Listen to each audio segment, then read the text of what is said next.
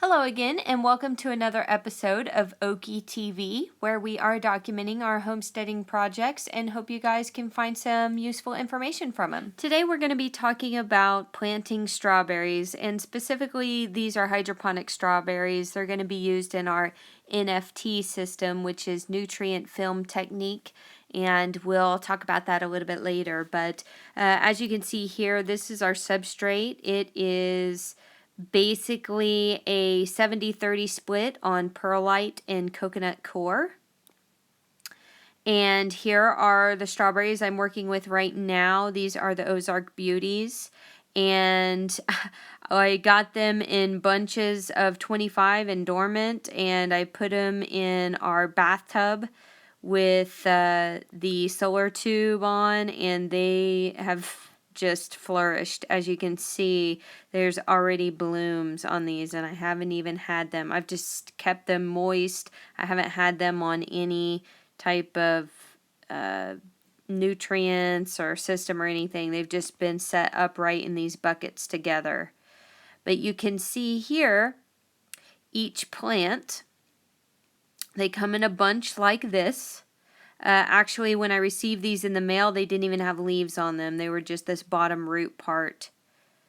And they come bare root and in a dormant state, but mine were ready to grow, obviously. I was very happy with where I got these, and I'll leave all the information in the links below for you on what I bought and where. But anyway, this is taking a little bit of a closer look here at the plant itself and what you're likely to receive in the mail if you order dormant strawberries. Like I said, there were no leaves on the plant when I received these, so it was just basically up to this point. Right here you can see the crown. You can see those reddish leaves. Those are shaped like a crown, and basically the base of that crown is where you want to plant that strawberry. You want to have the soil level there, and you can kind of see right there, that's where it is.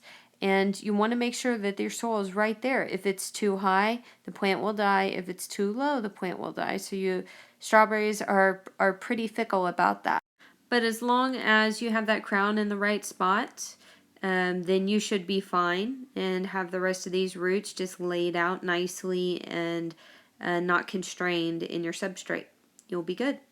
So let's look a little bit more at the substrate we're using. Like I said before, this is a 70-30 split, 70% perlite, which I got a nice big rough cut, and 30% of this coconut core, which is like basically coconut husk. It is very finely ground up, and then it absorbs a lot of water.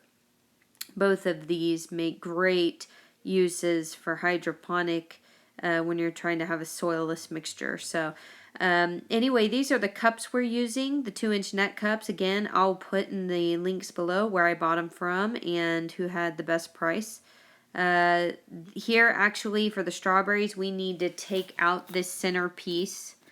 I could probably buy these net cups like this, but we're just trying to kind of change this as we go, kind of see what works best. So I cut most of these out with the drill, but this was just kind of for the video. Obviously, it doesn't need to be perfect, and the strawberry's not going to be picky, but I'm just trying to make sure that we don't have a big gaping hole where all of the perlite can fall out of the bottom. So anyway, here again is this strawberry. You see the crown, the strawberry on the strawberry plant where all of the new shoots come out of. We want to make sure that's above the soil line.